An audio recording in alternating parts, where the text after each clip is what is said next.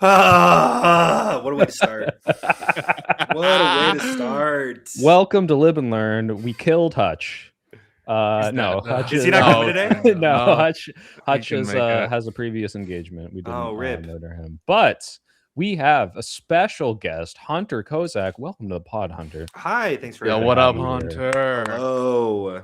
Hunter, tell us about yourself. If people don't know you, even though everyone does because they watch Channel 5 and also unfortunate recent events, who are you? What do you do? I've got a degree. So I make videos on TikTok and YouTube. I make videos usually centered on philosophy because I've got a degree in philosophy of language and logic. I'm also working on a degree in mathematics, so I usually do like statistical analysis as well on I don't know, a whole range of different issues. Those are my sort of primary focuses, but I usually use them to to peer through politics, even though I don't have a poli-sci degree like probably most people here. I don't know what I know. Pisco's like a lawyer. That's like your that's I your have an econ specialty. degree. I have an econ degree, but Yeah, does it- anyone here have a sure. poli-sci degree? I think we're all equally unqualified to talk about politics. we're I love it. unqualified. We don't have the degree. We're like Professor Lee. What's his name? Fuck. Press Liang or It's he- a J. is It's that a the J, Holocaust right? denier / Iran war predictor? Well, guy? I just learned that he was a Holocaust denier, but yeah, no, he apparently just has a BA in literature. So should he really be commenting on whether Iran is gonna be invaded or not? I don't know about that. The answer is probably no, but the answer is also we live in a democracy, so we kind of has to. I'm so surprised the that's extent to based. which people have just been having him on podcasts and shows with like zero vetting of like, oh, this guy's fucking insane. It's, I don't know who we're talking about. Who's Professor Jing? Liang, it's Liang. He's been on a couple things recently. Majority Report. I want to say like Anna Kasparian show. And this guy, they were having him on. Wait a second. The Anna Kasparian show? I don't know what it's called, man. I don't watch it. Whatever she does with she has a new show? No. Is like, it just the Young Turks? Is that maybe or like the one she does with the grifter Asian woman? I don't know any of these people's names, right? Oh, her take. Wait, what's this person's Maybe, name? yeah. It's Lang what? What's the first name? Lang's the last name. It's like Professor Liang, right? Am I crazy?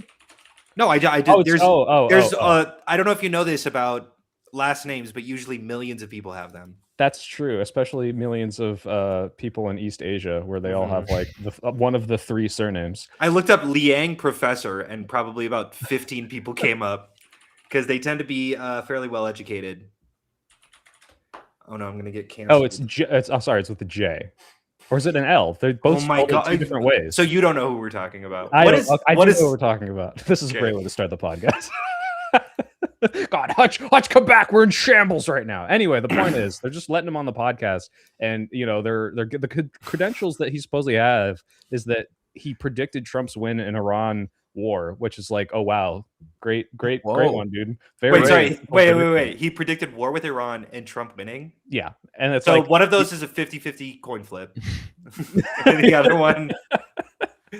other one's pretty close to a 50-50 coin flip. So we're at a 25% chance. Well, in what world do we lose? Like Trump would just keep going for 3 years. You know what I mean? He would never admit defeat. Did Pisco leave? Pisco, we can't see. No, him. He's just incredibly good at standing still.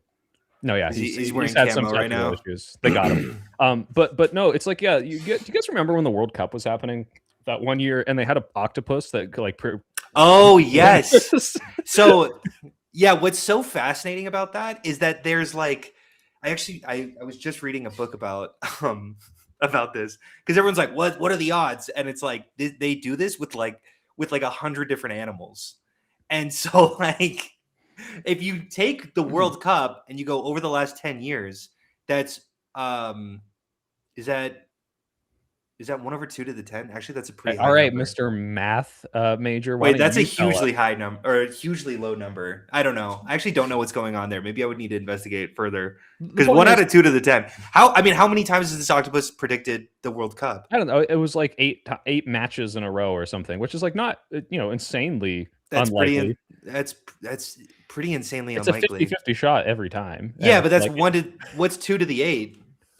Well, the point is the octopus did it better than he did. He did it for two things.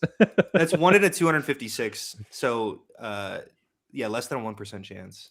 But like, if you get 100 octopuses, you know, or like just animals in general. 100 lit professors who deny the Holocaust in a room, predicting who's going to win the election and whether or not we go to war with Iran. I think you get a fair selection of them that you could have. No. Totally. For that one. Absolutely. Yeah. I'm a little bit curious about the octopus, but yeah, the one where it was like, yeah, I think Trump's going to win. Oh, he does? Let's get this guy everywhere. We gotta, holy shit. Who saw this? Yeah, maybe in 2016, I'd give you a little more credit, but. Yeah, dude, it really pissed me. I remember in 2016, I had this obnoxious fucking roommate who was like screaming the whole time that Trump was going to win. And then I was like, no, I don't know. I don't think so, though. Like, it doesn't look like it's super likely. And then he did. And he was like, he wore that like a badge for like a fucking year. And I'm like, you didn't know more than me, though. You just guessed and got it right. Yeah. sorry So about the guys. Am I back? You are back. Okay, so this is what happened. And he's not lagging. Oh, that's good. Yeah, no. Verizon is having like an issue. It looks like it's on right now, but it might cut out in like a second. If it does, I'm sorry. I think it's okay. Well, first, I wanted to get into Hunter. You have been on the forefront of very contentious topics, as per your debate history. We know each other through UFA. You were there during the Charlie incident, last person to talk to him. You talked to Erica Kirk. I wanted to get your view on just the rhetoric, the inflammatory kind of escalation of political partisanship in the past few months, and like how you have personally seen that as someone who has been like one of the main targets of potentially a lot of downstream effects.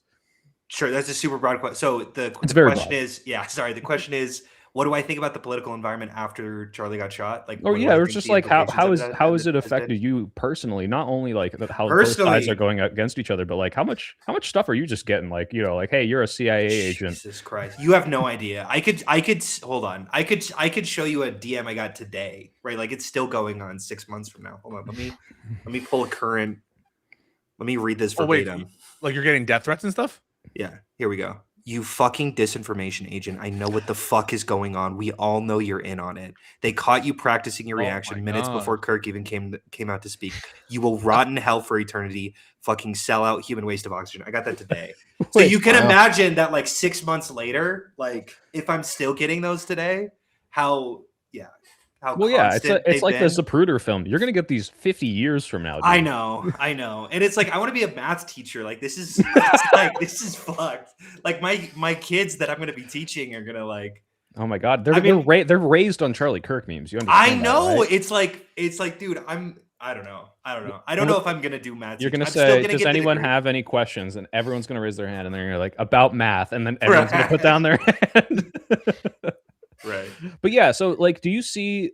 I went after that moment. I think there was a good 2 weeks where I was really frightened they were going to use this as like a Reichstag fire, like crackdown. Honestly, they did shit with it. Like it was. Yeah. It's a little insane how. I mean, I don't want to give myself too much credit, but I do think that I did discredit Erica Kirk quite a bit with my question. And I do think that people genuinely saw a little bit of hypocrisy that she had. But it's also like I don't know if. Okay, wait. So the question is implications after the shooting, like after Charlie got shot. Yeah, and how the parties are affected. I think very often. I mean, I'm against political violence of any kind, and that's largely speaking because I think that the ramifications after the shooting almost always lead to bad ends. And I think I was there have definitely been some serious bad things that happen afterward. I think I saw a lot of people eject from like normal conservative pundits and sort of drift towards people like Nick Fuentes. That's my personal opinion. I have no idea actually what the numbers are, but I would bet that Nick Fuentes' audience has grown and people like kind of the more, Ben Shapiro has like shot and like has completely squandered. And I consider him one of the more reasonable conservative pundits. And so, yeah, I don't know. I think that that's very worrisome because you can see extremism grow within a party. But I also think that the Republican Party has largely failed to really capitalize on the event at all. And that's largely because Turning Point is kind of a stupid organization that just was like, we're going to do halftime shows. And that's the impact that we're going to be doing. So Well, I I don't think know. it showed- Is that an answer?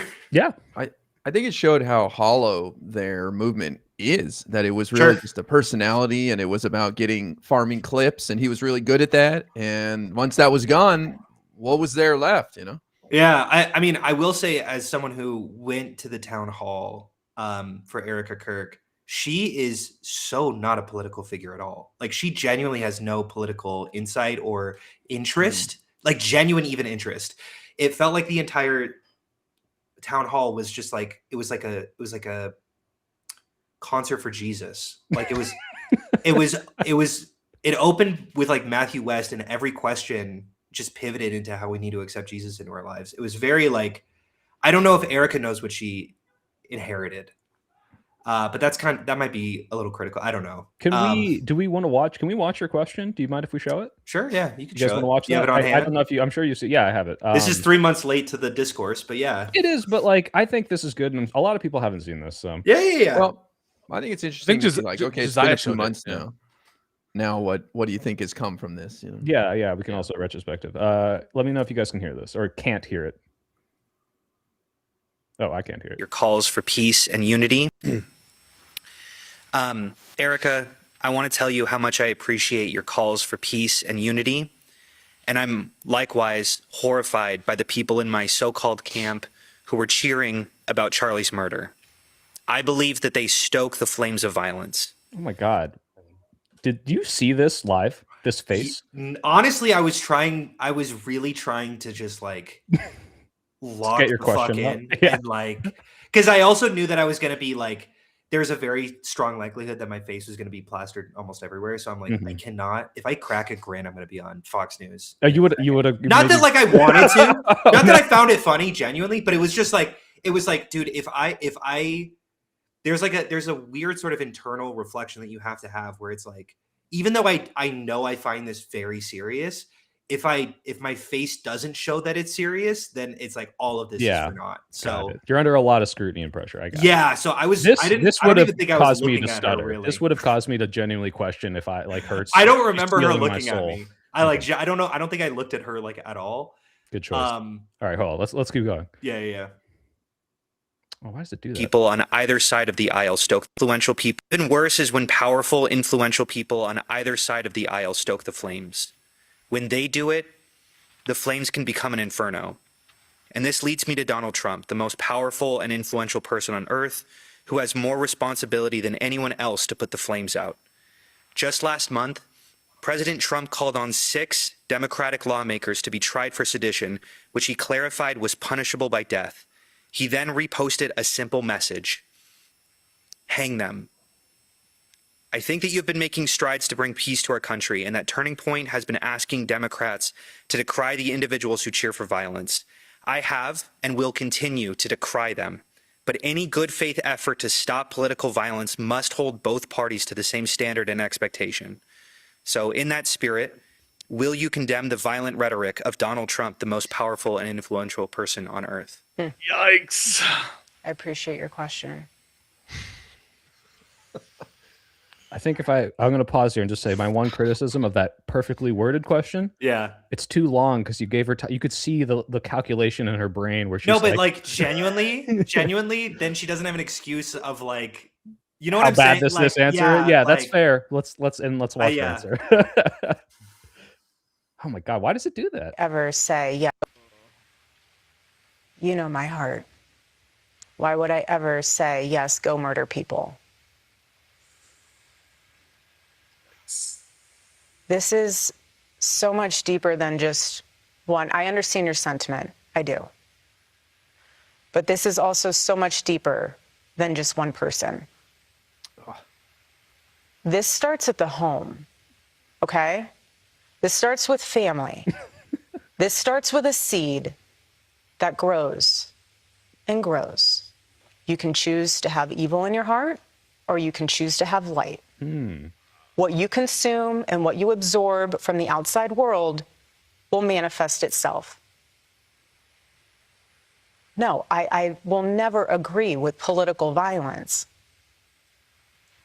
My husband is a victim of it. I'm a victim of it. And No, that goes on, more rambling, more dodging, but actually hard to watch. It's just so hard to watch. yeah, not each. I don't. Does she invoke Trump's name by the end of that at all, or she's just like completely dodged it? Like I don't remember. That was insane to me. I haven't I don't rewatch that video very often, but I do know that like one shout out to Josiah, who's a friend of the channel, who really helped me word that question. I called him up like right before doing this, and he was like, "You have to invoke. He is the most powerful and influential person." If you know anything about Josiah, like he says that every fucking day. I know that's exactly how he would say that. Yeah. You had some, so that's his words there. Well, if I know anything about Josiah, you had some editorial choices that you cut out the meaner parts of that, no? Or was he also being a little more tailored? And you're objectively wrong. You'll always be worse. Always worse than the worst Democrat. I mean, by the way, he super chatted to give this question before Hunter for information. We watched this together, and it really is an excellent question because, it is speaking about the thing that supposedly she's supposed to champion, this fight against political violence. Right. It's using relevant tweet, not Jan 6 shit, not shit from a million years ago. It's like very recent stuff. Yeah. And then the question is a simple one: will you, as you stand here, condemn it? And her answer is both word salad and non-responsive and difficult to get to. I thought it was excellent, man. Thank you. I appreciate that. And yeah, I mean, the first draft, there were like 12 examples. You know, like you can go down the list of like how many times Donald Trump has invoked violence, how many times he's encouraged his followers to like, you know, beat the shit out of protesters, how we'll pay for their medical bills. But like, again, those were also 10 years ago. Like he has been in the political conscience for like so long that there's so many examples to pull through. But yeah, obviously, I don't remember exactly when the hang them happened, but I think it was like less than a month before this aired. Which is crazy. Like, if I was a Republican grifter, the easiest deflection is, well, Donald Trump says mean things on Twitter, but he didn't shoot anyone. No, he couldn't even do exactly. That's the thing. Is like I was expecting, like this is the wife of Charlie, who like Charlie would be able to fucking handle that question, and he would bite the. Shut the fuck up. He would. It's not the worst, Hunter. It's not the worst because Nicki Minaj was on stage with Erica, and went on stage with Erica. She's like talking up Trump, and she goes, "And you know I love the assassin." Pauses. JD Vance, our vice president, and then like just pauses for like a minute. Right. So don't worry. Yeah, Charlie was someone who would. Hold on, let me define this phrase. Decide to do something difficult or unpleasant that one has been putting off or hesitating over. There's probably a phrase there that I'm not gonna say because that's anyway. It kind of gets to the point about the dwindling effect of Turning Point and the lack of them using it as a right stag fire moment or whatever. They don't have a principled position against political violence. Right. And I think that part of the reason why all of their cries are so hollow is because no one actually like believes that this is a sincere position they have when they're, you know, doing jokes on Paul Pelosi, doing jokes on political violence and lying about it with respect to the murder of, now I'm forgetting her name, Melissa Hortman. I think that's right. Yeah, Melissa Hortman. Yeah, but there was also like Josh Shapiro's house got burned down like very recently. There was right. Like Targeted.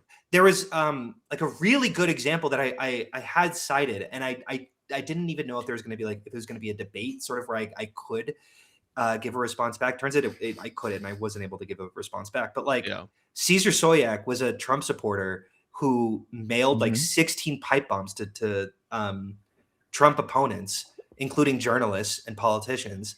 And when found out about it, Trump said that like he's not to blame, that he doesn't care about what happened. And like, sure, it was a while ago. It was like, I don't know, 7 years ago. I have no idea. I don't remember off the top of my head. But like that, like I said, like even if you go, okay, well, Trump isn't someone who kills someone. It's like, okay, but what does he say about people who do like right? And that's the standard they want to apply to Democrats, because what they were trying to do is say, well, because you say Trump is a fascist, because you say that will naturally lead one to go do these kinds of perverse acts, these kind of obviously, acts. Right. Obviously, there's only one politician who's ever called Trump Hitler, and that's JD Vance. JD, and there's yes, and there's fucking if like we can swear in here, right? Yeah. Yeah, like Donald Trump calls Democrats fascists all the time. Yes, all the time, and I agree that it's a little bit less consistent rhetoric of his base. It's more consistent rhetoric of the left. But like Donald Trump still says it constantly. And communism, and you have to take their worldview, right? Like their worldview, they call communists, this is Jack Posobiec's, unhumans. They think that being communist is worse than being fascist. And that Zoran is implementing like Sharia law into New York. So all it's like for them, relative to them, communism is one of those labels, and they use it all the time. Right.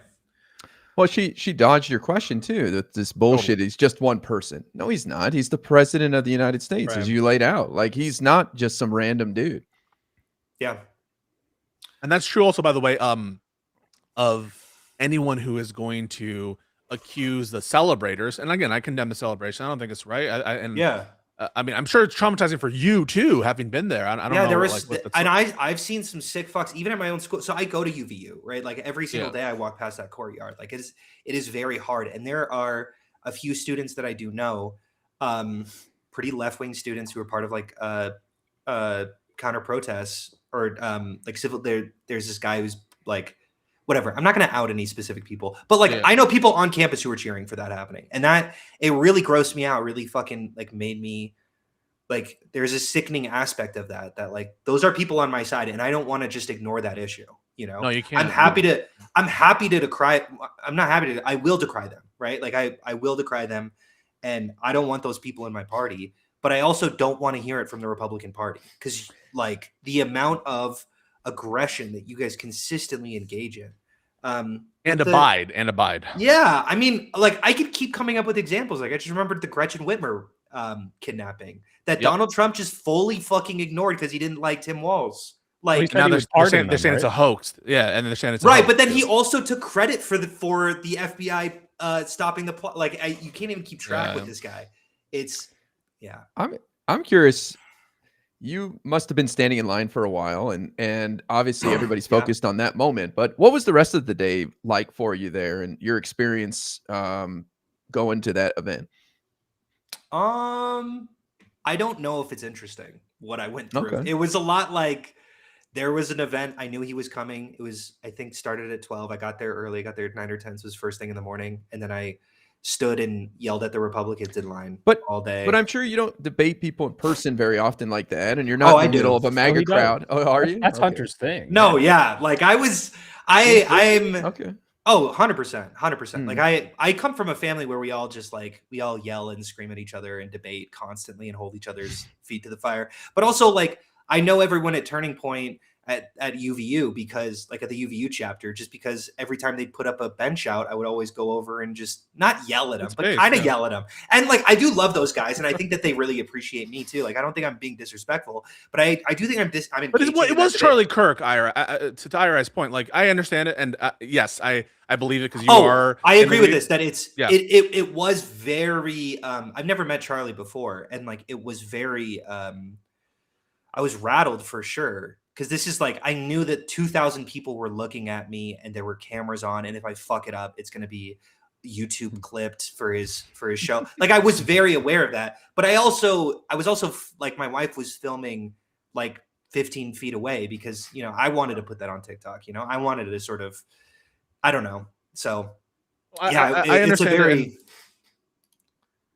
Sorry, I didn't mean to interrupt you. I think it's a delay. No, I was just going to say that, that like, I can totally understand how it could be incredibly traumatizing even for people there, for obviously for the family, for supporters and stuff. For me, when I saw it, I was like, I was shocked. It was like really like one of the most horrific things I've ever seen. I try not to go back to the footage ever. Here's the thing. One of the reasons I think that people have, it's not been quote unquote used to the extent that it should have been, assuming it should be used, or that was the intent of the Republicans, is because you have seen this crop of influencers who question the official narrative, and who say, you know, shit's not right, including some of the people, including Candace, Candace, the biggest. Yes, sorry, go ahead. No, go ahead. Sorry. No, yeah, the fucking, like, you would think that in a moment like this, that all of the conservative influencers would say, no, this is a left-wing plot. They're out to get us. They're out to kill us. Like, this is why we need to crack down on voting. This is why we need to crack down. This is why we need ICE in the streets, because we don't know who the next Tyler Robinson is going to be, et cetera, et cetera, et cetera. You would expect that. But because the Republican Party has been infested with people who are genuinely delusional. And there's been no filtering process at all for that like type of. There's been no like checking each other. They don't, right? Yeah, it's they a don't closed have, system they of don't thought. have And enough purity testing, and we saw Yeah. it, Hunter, when we were at AmFest. Was AmFest this big rallying cry? This TPUSA started, Republican like rally for just being a crazy Republican, where everyone should come in united and in the wake of Charlie's death, come together and be like, "Fuck the left, let's push back." No, what did they do? The whole thing was all the anti-Semitic people, Groypers, fighting with regular people. They couldn't 100%. even unite at their and own. they big deserve rally. each other. I want to get on my soapbox. 100%. They deserve each other. They, like- I want to go for it. No, like fucking Ben Shapiro got his Yeah. got completely eaten alive because he created that Ouroboros. He created that like clip farming political strategy that everyone else anyway, and he's been so lax on keeping his own people in check. So yeah, I don't. How do you feel about the left's response now with not just Unfuck America, but like Jubilee and all the debating you're seeing? Do you think that we're finally catching up to these guys now? I don't.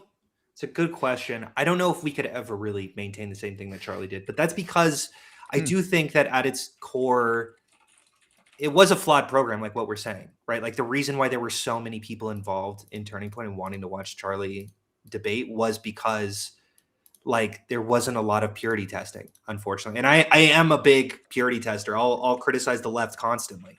I don't like a lot of our representatives, and I'll criticize specific messages that happen. And I think a lot of people don't like that about the left, how like so consistently self-critical we are. But I do think I see, and there's a balance, obviously, but I see the way that the conservative pundits handle themselves, and I'm like, dude, I'm so glad we're not like that. Like if I had to pick and choose which side, I do Biden off of the the ballot. I mean, is that to me, he performed it's a one much debate different. poorly. Right, it's much different. And here, when you have now, when I'm making a reference to chickens coming home to roost, I don't mean with respect to Charlie. When I'm talking, although there is a lot of violent rhetoric on the right, what I'm talking about is specifically the nature of the system of thought that you would the right wing would sort of support a lot of these creators who have no compunction about lying and spreading misinformation when it comes to all manner of issues related to public discourse, related to election, related to bullshit like that, vaccines, public health, etc. And now when those creations that you made, Ben Shapiro had Candace Owens on Daily Wire. And a lot of these people were starting to become more Groyper adjacent in terms of the rhetoric or who they're hiring in these various, the Doge situation. So in that context, I don't feel bad at all for them struggling with those sort of bad faith actors, those grifters. Right. And they really do deserve each other. Right. And like, I do think that the issue that they consistently have is not a lot of rigorous argumentation. Like you could see a lot of flawed thinking that they consistently have. And I do think that Ben Shapiro is maybe the best thinker on the conservative side. And like when you platform someone like Candace Owens, who has kind of always been nonsensical, and I know Ben knows that.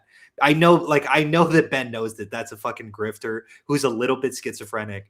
And when he platforms someone like that, yeah, chickens come home to roost. Like your entire movement gets completely derailed when they need him the most. He wants to capitalize on shit on black people, shit on poor people, shit on gay people, and then she crossed the hidden barrier of, oh wait, she can shit on Jews too. She can turn this bigotry towards me. No, oh God, sure. Get out of my party! I didn't realize this could possibly backfire. Right. And now he's reaping the rewards. He's reaping the consequences of that. And you see his views are plummeting, hers are skyrocketing. It's like, yeah, they were amplified off of you. Like their success and is a leech on your entire model, because it turns out crazy delusional conspiracy theories about, I don't know, Macron's wife being trans are going to sell better than even your already pretty inflamed, right-wing takes. I'm a little happy that he has to deal with that. Honestly, it's like, finally, like you face the consequences of your actions. The French president, Macron's wife. I didn't see that one. It's an insane litigation. Yep. Oh, really? And they're being sued now in Delaware state court. It's an insane fact. The allegations are crazy. You know that phrase, they made 1,000 Charlie Kirks today? You know that phrase, right? Yeah, And yeah. there's this big meme about like how Charlie, we're gonna have a bunch of people like Charlie. I don't think that that's what the death of Charlie Kirk has caused. I think it's gonna create a lot of gripers. No, I think yeah, for 100%. whatever Charlie Kirk was, he was unifying in the following sense. He tried to bring the different strands of conservative thought together and do so in a way to establish some sort of coherent through line in a mess of relationships and a mess of incoherences and immense like contradictions in ideology. And he made a genuine effort, even with respect, you're seeing all these clips of Charlie Kirk going around about the Iran war, where he's like, regime change war is bad, regime change war is bad. I bet if this war happened while he were alive, that he would try to close ranks with the president and get as many members 100%. of the Republican Party together, so they're not actively criticizing the Trump, but maybe from the behind the scenes pushing whatever. I don't even believe that shit about that. I think that's all signaling. But all that is to say, Pisco, it's the same as the Epstein take that he had when the Epstein files were being blocked, and he was so pro release the Epstein files, and then he shut up, and then he got a call from Trump. He got the call from Trump. He said this on air. He was like, Trump called me up, and he said, don't worry about it. And he's like, I trust my president. Yeah, it's literally the don't worry kitten meme, Right, but the next generation of young Republicans and conservatives, they don't have that desire. They have the desire to tear it down. And I think, people think I go too crazy on it. I think that Fuentes and the Groypers are going to be thought leaders in the Republican Party. And we have to learn to deal with that because they are different than Charlie in key ways. And in some ways, them being more ideological is dangerous because I think that they're more committed to some of their principles in a bad way. It makes them harder to counter for sure. I don't disagree with you, Pisco. I just think they're going to lose if that's where they're going. They're not going to be empowered. Maybe those are less. It's hard to say because I agree with you, but I also agreed with you in 2016. You know what I'm saying? I'm like, no fucking way but look, this guy could be president. They talk about like Tucker Carlson is their hero, and like he's going to be the nominee and stuff. And now he's supposedly he's on the verge of being indicted by the Trump administration for talking to Iran. That would be the best thing that they could do for Tucker. If they indict him on some Mara charge, that's the best thing they could do for the Groypers. The best thing they could do for Tucker because they make a martyr out of him in the movement. What is going on? Who do we think? What is happening? I'm being arrested. Because demons. Wait, did you see SNL totally stole that bit from Gumtown? From Nick Mullen? Yes. Oh yeah, absolutely. Yeah, they just did a worse version of it for sure. Yeah. I guess my point to you, Hunter, is I don't think they have another Donald Trump right now. I don't think Fuentes is that guy. I agree with you. Who do you think? Who do you guys think will be the next? Like, do you think that they're going to go back to sort of the neocon ways and like Brylan Hanlon Massey up? Brylan Holly? No way. That fucking guy. Well, no, I guess you have to say, who do you think the nominee would be in 2020? I think right now, if I had to put money on it, I would say Marco Rubio. No, I don't think so. I think he's rising. That's way too establishment.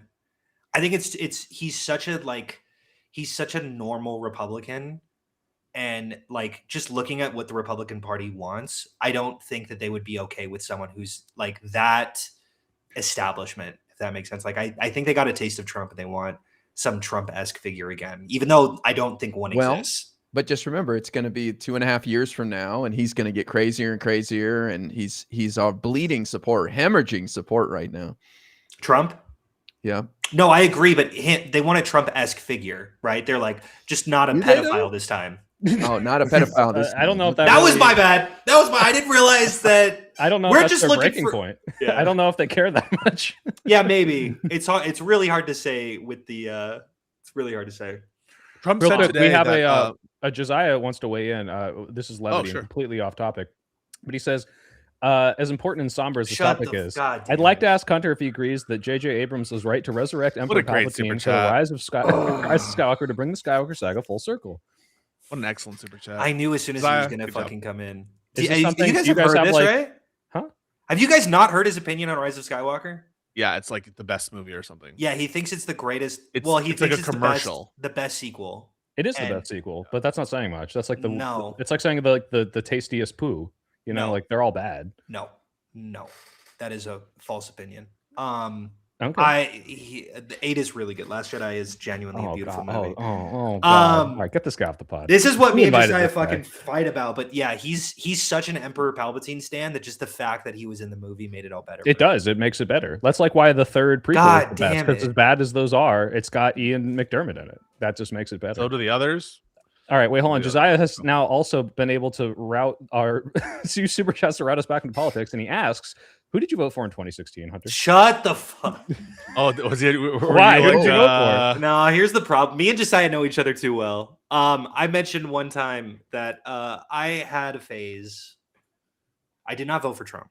I just want to be clear. I did not vote for Gary Donald Johnson. Trump. No, worse. Jill Stein. It was Jill Stein. Yeah, I voted for Jill Oh, Wait. boy. Hey, I think I voted for Jill Stein too in 2016. When I was fucking 19 years You old. did? Like, we Yeah. can. I think Wait, I was, maybe I was, 20. Someone said you were a socialist. Do you identify as a socialist, Soypil? no. I think I probably call myself a socialist when I was like 20. Only insofar as you can apply that to like the way that Europeans call themselves socialists. Right. It's which always is, like. which is just a dem sock or a sock dem, excuse me, which is like not. All a socialist. right. But to be clear, this was like my first election, super Bernie bro, and I was like, okay, I'm in California. Maybe we can get the Green Party to like a 5% margin or something. I also That was like my justification behind it, and I wish I knew what I knew now about Jill Stein and just how crazy she is. Yeah, I will say, just to defend myself and to defend Soypil over here, neither of us were in swing states. So, and I do think That's I the cope. remember That's the ultimate making cope. maybe. And I still regret my vote. I'm just saying, like, I didn't cost it. Yeah, There's no, I nothing regret my did. vote too. I'll come out and say I wish I knew about vote trading at the time. I wish I had a platform at the time so I could have like told more people to vote for Hillary. Like, yeah. But let me ask you. Let me ask the Jill Stein voters. What do you think led you down that path that you can see now that you would advise people? Hey, man, be Good careful question. here. That's it. Yeah. Yeah. Go ahead. No, you. I'll go first. So basically, my thought at the time was like Bernie was like the first politician who really was saying the things that I'd been thinking since I even like knew what politics were. He was talking about distribution of wealth, or like I would see all this like poor people, rich people in the area I'm in, and I'm like, there's some way to fix this. And I feel like resources aren't allocated as best they could. Maybe we could tax people more. Maybe we should care about the environment more. And he really spoke to me, and I was like, okay, awesome. I'm excited for the first time about politics. I'm young. Let's go. I'm donating to his campaign. I'm going to rallies. And then he lost. And, people were able to pick up, even Donald Trump was on this like anti-establishment, and it's overheated. On this. Okay, he's done. He was just bragging about how he just bought a new camera and it was such a good camera. And He needs a dummy battery. He needs a dummy battery, bro. Hey, look, I'm still going to speak. All right. I'm just not going to. Oh, okay. Passionately am. Anyway, the point is that the anti-establishment rhetoric was flowing, all right, and I wasn't like fully on board with like a Donald Trump presidency, but I was like, look, Hillary, is going to win California regardless, and I just felt, well, maybe I shouldn't, give my vote to her, as it won't change the California, election, but maybe I can get some like third party or like start promoting the steps towards a third option. And looking back on that now, I realized not only is Jill Stein insane, but how kind of fruitless that is. In terms of one, that third party option is never going to go forward, but two, that I've bought into this anti-establishment rhetoric, allowing me to hate a candidate that, for all intents and purposes, would actually have been really fucking good. Just because I'm not satisfied with the ultimate conclusion, I let perfect be the enemy of good, and it was a mistake for sure. So I'll go through mine. Why I voted for Jill Stein in 2016, which I regret, even though I was living in Utah at the time.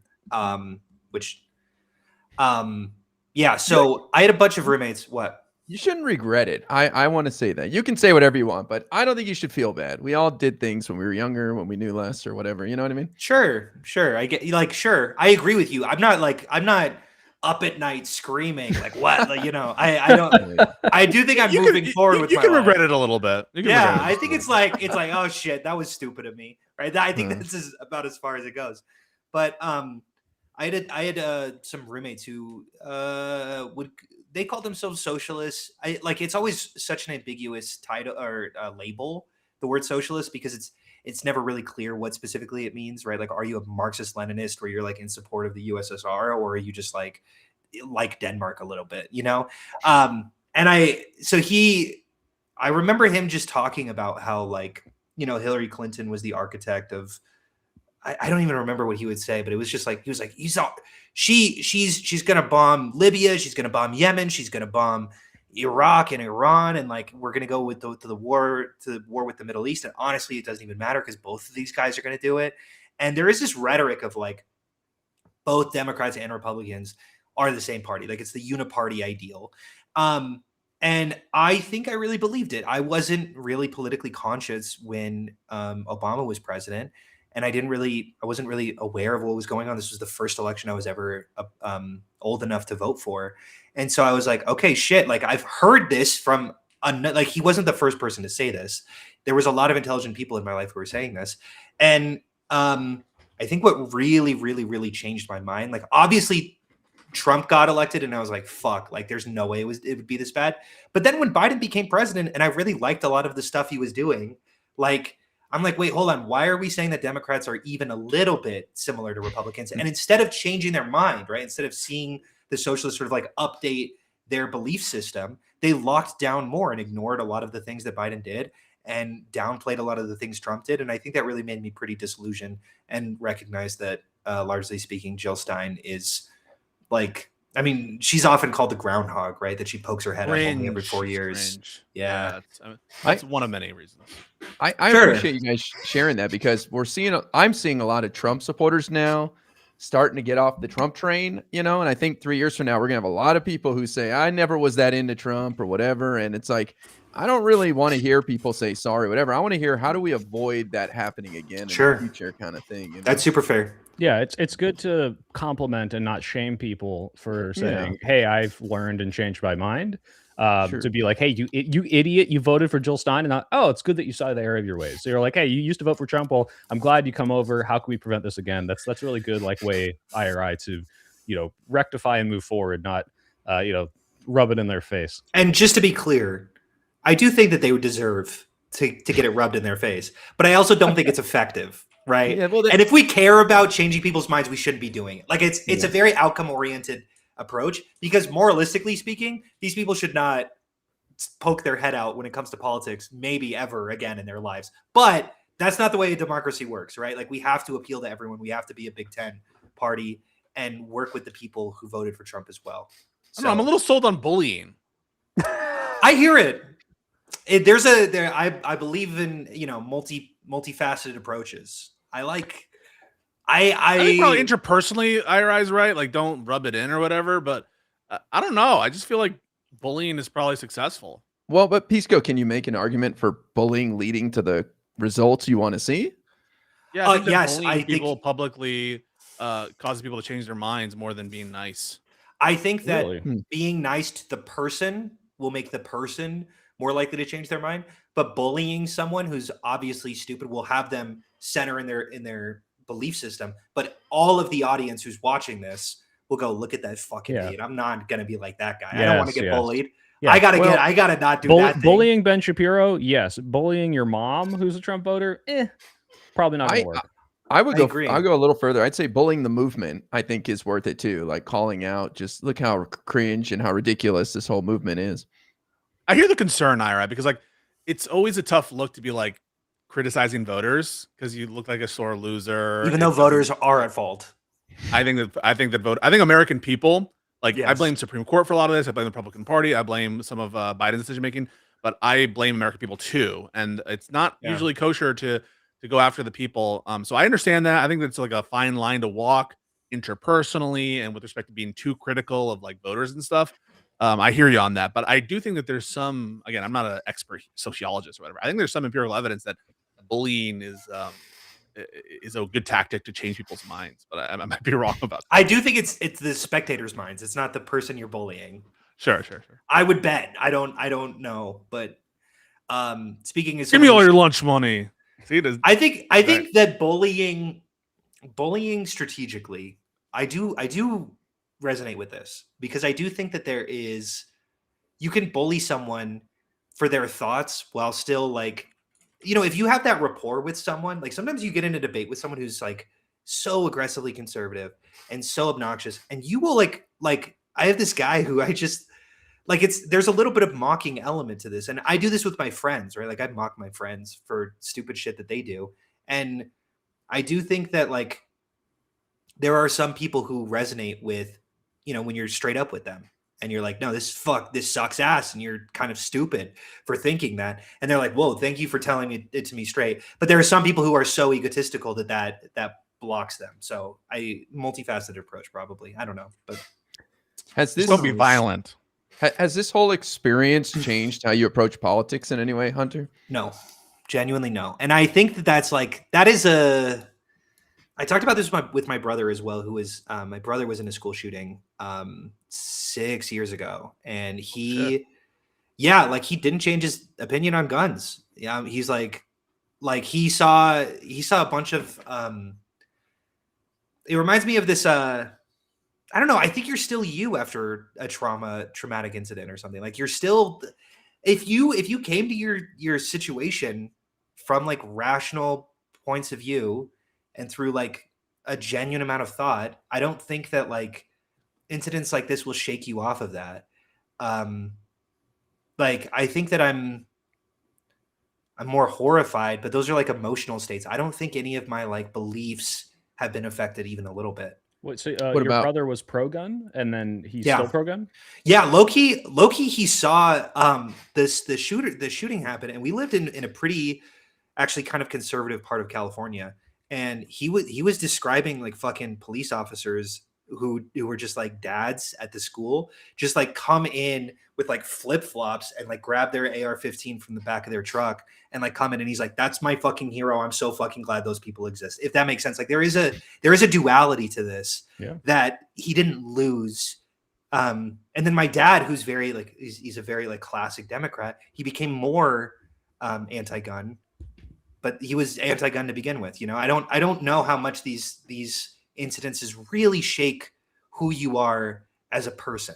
Yeah, But I don't know. I don't want to speak for, I agree. I think if Charlie had made it, I don't think he would have changed his stance on guns. I don't think anything that he said about guns prior is contradictory to saying like, hey, there are bad actors that have them, which is why I thought it was so silly. People would bring up that quote. It's ironic. It's ironic. Yeah, it's ironic for the guy who said that, some gun deaths must be acceptable if we want to have guns. But, right. It's like, do you not think he knew that? Yeah, that there was going to be that risk every time he showed his face in public. Yeah, after saying the things that he said. Yeah, not that he deserves it, but like, he was certainly conscious of that being a reality. Yeah, that was his position, and knowing that could happen to a small number of people, because it is a small number of gun deaths, as high as it is, and it shouldn't be as high as it is. It is not a super high number, and some people view that as acceptable. A school shooting might not change your mind about that. No, yeah, and my brother is a testament to that, and it is a very interesting. I don't know. I think everyone. One of the weird things happening. I get approached by a lot of conspiracy theorists, and they're like, if I were you, I would be doing everything I want to know, like, what specifically happened at that event. I'm like, yeah, but you're not me. Like, you just fail at empathy. Like, I know that if you were there, you would spend your entire life doing like like how some people have like models of the JFK, like, the grassy knoll and everything. Like, they would get so in the weeds, but I'm not that person. I've never been a conspiracy theorist. I've actually kind of always hated them. And like, I don't think that being at the center of it, I mean, in fact, it's polarized me in the opposite way, because I've seen people make shit up about me. I've seen people go into ChatGPT, why did Hunter Kozak do it? And then it goes, it gives like 10 reasons as to why it did it, and 9 of them are false. Wow. Well, what's the 10th number one reason? Yeah, the 10th reason. Yeah, I don't know. It like hallucinates. Yeah. Anyway, I mean, obviously, like, it's like hallucinating. Maybe we can transition into the news, guys. Did you know that let's do it. Netanyahu is AI? Did you know that? Check this out. This AI Speaking video of hating conspiracy Netanyahu. theorists. He's got, this is weird, 5 fingers. Is that got- strange to anyone? That's so crazy. Isn't that crazy that he has 5 fingers? Is that a real picture though? This is Yeah, a real photo from, that's and insane. so this must be fake, right? Because Do any of have the 5 fingers. conspiracy theorists ever consider the implication of like what it would mean if someone like, why would they even do that to begin with? Like, obviously at some point he's gonna have to pick up the phone and call someone, yeah, or like go in front of a camera. But also too, it's like, sorry, it's also too go ahead. like what I guess what is the benefit? Like, why are you doing this? Why would we be doing an AI video? Why would we be pretending? Yeah, like, to what end? Like, are they going to do it forever? Do you think like they're just you going to just lie can't. until like like 2050? Like, okay, you got us, guys. He died 24 years ago. Like, Right. no, like if he was dead, there are implications, geopolitical, world-changing implications, and they're going to tell people because it's not going to stay secret forever. Yeah, I'll give them a little bit of credit and say that photo genuine, like the thumb does not exactly look like a thumb. It kind of looks like an index finger. But it's also like, if it's blurry, like sometimes shit looks a little weird. Like that's just part of looking at a picture. And someone else pointed out that like there was another picture that kind of looked like 6 fingers, and it was a very blurry picture. And I kind of looked at it, I was like, I do think that kind of looks like 6 fingers, but it's so blurry that of course like frame artifacts are gonna, but they're also so behind. AI is mastered hands at this point. The AI hand thing is like a year old. Like that's not, now you look for like weird dead eyes and like little like artifacts otherwhere, but sure, not in the hands really. But I'm also gonna flip it and say it's also so far behind when it comes to like having a video of 5 minutes of someone talking, and you're not gonna say that that's AI. I don't know. I called Xfinity recently. I'm gonna put them on blast because fuck those guys. I called them up and like. I was like, talk to a representative, and I talked to an AI agent, and I was like, I know you're AI, because he would go, oh, great, haha, let me, right, it's like, and they say, so like, to do the thing where it's like, let me write that down, and they play an MP3 of typing noises. That shit infuriates me when they pretend like they're listening to you. And I'm like, I know you're AI, and they go, I am not artificial intelligence. I'm like, like, I don't think that they can mimic people really that well still, like even a little bit. I think that you can have images that trick you, but I think if you're talking to someone or seeing someone for like a 4 or 5 minute video, I don't think AI is that far, but I don't know. I could be wrong. I've been tricked on AI before. Well, I think the rumor started because Iran's new leader put out a written statement, and I honestly think there's a good chance the guy's not alive. So I think, they're not AI recreating him, but at the same time, they could be playing a game where it's like, this is the new leader. The guy's not alive, so there's nobody to target. So it is an interesting situation. But I don't know what the hell. You think the new leader of Iran is not alive? Yeah, the new leader of Iran could be dead. Yeah. Okay. Oh. So they're like projecting to just like when it comes out that he is dead, it casts doubt on the whole narrative, sort of thing, or no? So this gets them through the war, and then when the war's over, they announce he succumbed to his injuries or something, or he had a heart attack, and then they get to nominate a new guy, so they avoid like getting targeted. I don't know. This is my own conspiracy. No, wait, that's not that much of a conspiracy, because it's like, I would bet that like, it's not like you're watching a video.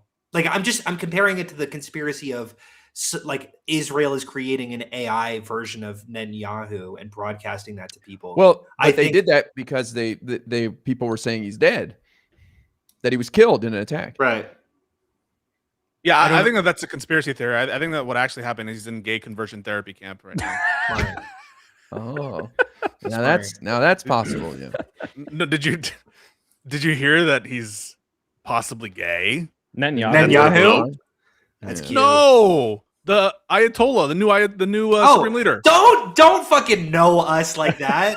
Aren't you up to date with your conspiracy theories? Obviously, it's the Ayatollah. Obviously, it's the Ayatollah. God damn. No, wait a second. No, like there's insider reports that Trump laughed uncontrollably when some State Department or some intelligence people said that they have good evidence that he's gay. Yeah. Well, to be fair, Trump would just laugh if you called someone gay. Like that's his sense of humor. Yeah, true. Yeah, I mean, it's just to be fair, that is gonna come down.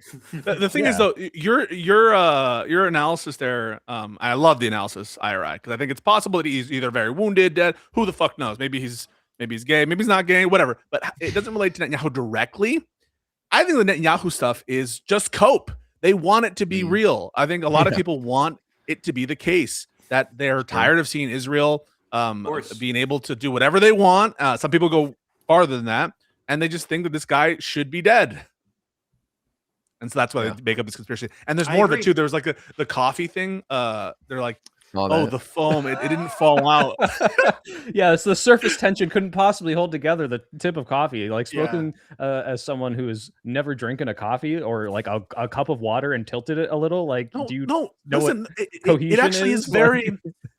I think that these are very comforting ideas for whatever reason. Like, I agree. Even the notion of Charlie Kirk being assassinated by a broader conspiracy. These are comforting notions for people. They're Yes. security blankets. The notion that it could just be like a kid, a guy Yes. who was either crazy or is a lone shooter. That's like a very scary thought for all of these influencers, let alone people, that it could be capricious, random. I think it's a comfort for them. They fully want to agree. believe.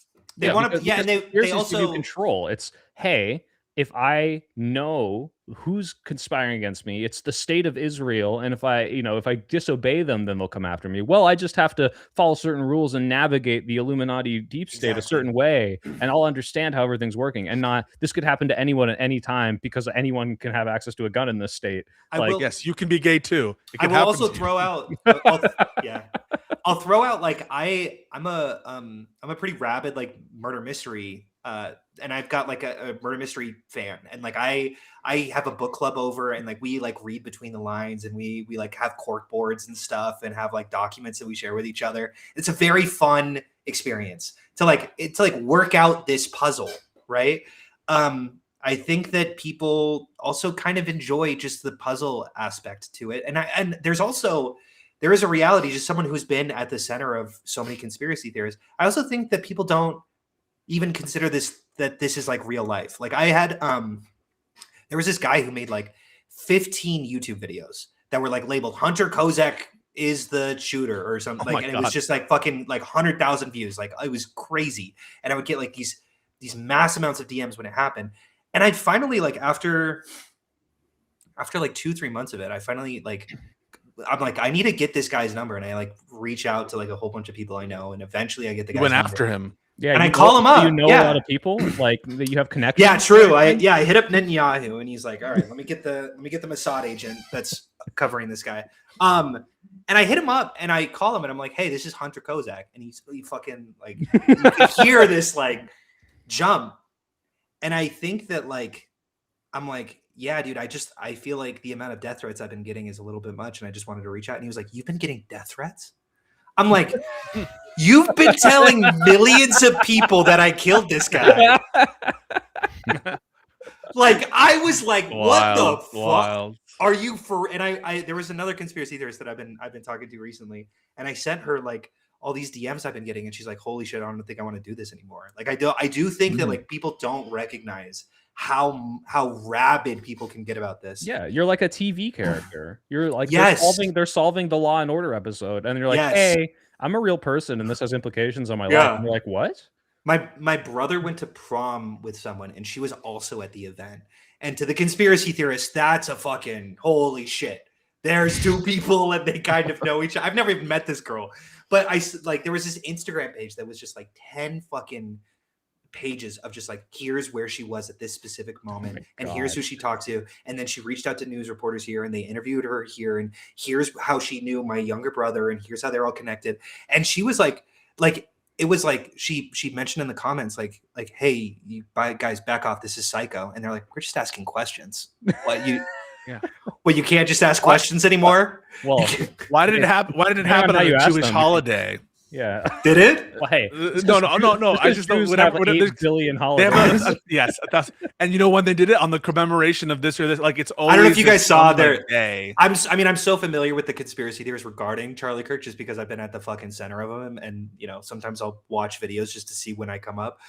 People have pointed out that the fucking courtyard apparently looks like a menorah, which is why they think it's Israel. Yes. It's like. Oh man, like it's fucking like okay. What do we do? All right. Well, so in 1950, during the founding of the school, we have to plan 70 years ahead for a coming influencer who has yet to be born the next 30 years, and we have to leave clues that like will show like who. Like it's so insane to me. What's crazy to me? Like why would they even do that? Why would you leave that? That's like so many conspiracy theories. Like there's 2 degrees of why before you're just like, I have no good explanation for this. But for sure. But then they'll just pivot. They're like, well, I don't know. I'm just speculating. Because they're rubbing it in our faces. They need to leave us clues. That's why you fold the $20 bill and it looks. Or they like want to get caught. Actually, yeah, and they want to get caught. They've got like a psychological impulse to just like there's a. Well, I was gonna say, like that's Rob Noor's literal explanation for some of the shit where it's like, well, why would they do that and be so stupid and like do all this shit? Like, because they want to rub it in your face. They want you to know that they're dominating you and they can stand by the corruption. Right. It's part of it. Yeah, they want to give you a chance to fight back against it because they think they're unstoppable or whatever. But I was going to They're say, you hubris. talk about the connections between this girl your brother took to prom, the fact that your brother was in a shooting and you were involved in this big shooting event. And what's crazy to me is like my conspiracy brain would look at that and be like, you're telling me that coincidentally these two family members just happen to be completely unrelated shootings, and the more harrowing answer is not that you guys are all part of a Hollywood stooges hired by the FBI or Mossad. The harrowing answer is America has a school shooting and gun problem, and the coincidence is unfortunately all too common. Like there's another brother that I have who was in not really a school shooting, but like there was Second brother? a second brother, yeah. And it's like, I mean, I do come from a big family. I'm a Mormon kid, born and raised. So like seven kids, 3 of us have been involved with a like in a school shooting, or well, the third guy, there was like a gun at the school, and then the guy approached him and was like, yo, tell me that you love me, or else, like, basically. And then he was like, what? I love you. You're fine, dude. And then like later he was arrested like 10 minutes after. So it's not like a gun went off, but like that's still like, you know what I'm saying? Like, that's just shit that happens in America. That's like, why I always tell my bros I love them. Love you, dog. True. That is just standard, bro. That is You standard. did just buy a firearm, Pisco. You got to tell him you love him more, just in case. And my doesn't he have like 2 guns now? Speak of the devil. Who? Hutch. We actually have a fourth member of this podcast who sometimes comes on. Yes, he will sometimes come on when it's time to attack people. No, I'm joking, guys. I'm joking. You love Hutch, though, right? I do love Hutch. Hutch is your boy? He's my boy. He's my boy. Okay. You got to make sure to tell him that. I love the news. I had a news question for Hunter. Hunter, do you fuck with the war? Do I fuck with the war? Yeah, do you fuck with it? Fuck, I don't know the next lyric. I'm sorry. I nailed the first bit. Do you fuck with it? What's do going I fuck on? with The the war? Well, that was a little dicky oil. I Yes, do it not was, it fuck was. with the war. I think that Trump is. I would bet that he looked at his current approval rating, and then he's looking at the approval rating for Bush right after he went to war with Iraq, and he's like, "Shit, that's what we do. That's how you fucking do it." That seems a little conspiratorial. Whoops. I don't know. Whoops. Yeah, like there's some reporting that he just like decided to do it one day because he was just getting like pissed or something. Like I believe women are I don't too put that impulsive. past him. He is so emotional. He is so impulsive. He's a fucking baby. Yeah. Like I really do think that he was getting a little full of himself. He did this whole thing with Delcy Rodriguez in Venezuela. He had the obliteration strike last year.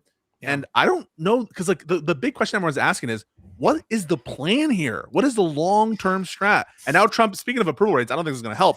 He says Mark Levin is like the incarnation of MAGA itself. I mean, he's doubling, tripling down. Even when at moments he seems like, oh, if we could only get a deal. So what's going on, man?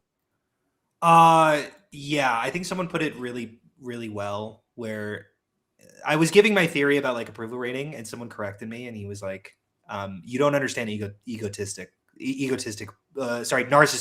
that well, because Trump is a fucking narcissist, and he looks at the Middle East and he's like, no one has been able to solve this for 2,000 years. I can solve this. I can be the deal breaker. I can be the guy who goes, hey, let's just all get along and fix the issue and be the fucking hero. Because he really wants to be fucking celebrated. He wants to be the president that everyone thinks about when they think of the greatest president of all time. And I think that no one really told him that he can just do a good job. Right? He didn't think to go that direction. He went in a different direction. If you make people's lives better, people will really like you. No, Yeah. I want to bomb Iran. No, it takes work. But I don't know if there's a military solution to reopen the Strait of Hormuz. So he's kind of got himself in a bit of a quagmire here. And he keeps saying that he knew that it was going to happen, but also that it was surprising, if I'm remembering correct. Did he not say, correct me if I'm wrong, that everything is going fine in the Strait of Hormuz, like as it's like closing off, and he's like, oh, it's going to remain open. And I mean, like just empirically. It's open, it's closed, the war just started, the war's ending. We're not doing ground troops. We might do ground troops. Like it's all contradictions. And we said ground troops over last week. We didn't even cover that. You have an expeditionary force there. I mean, he might deploy them. I think that he's likely to. I agree with IRI. I don't really see a military strategy that is going to address this absent a deeper commitment. And I don't think that the Iranians, I mean, look at it from their perspective. Assuming what we ought to assume about Trump's personality flaws, you don't think the Iranians are aware about that? And Right. you don't think that they realize that they have to reestablish deterrence? And not any of the promise that Trump could offer. Imagine it really was like, okay, we really won't go after your oil infrastructure if you just open the Strait of Hormuz. They can't rely on that shit. No one can rely on that. They have to establish deterrence. And I think them doubling down on Khamenei's son when he was not favored allegedly by the late supreme leader shows that they want to have more hardliners. And the people, obviously, even if they're against the regime at base, they're going to rally against the invader killing their children. Yeah. Right.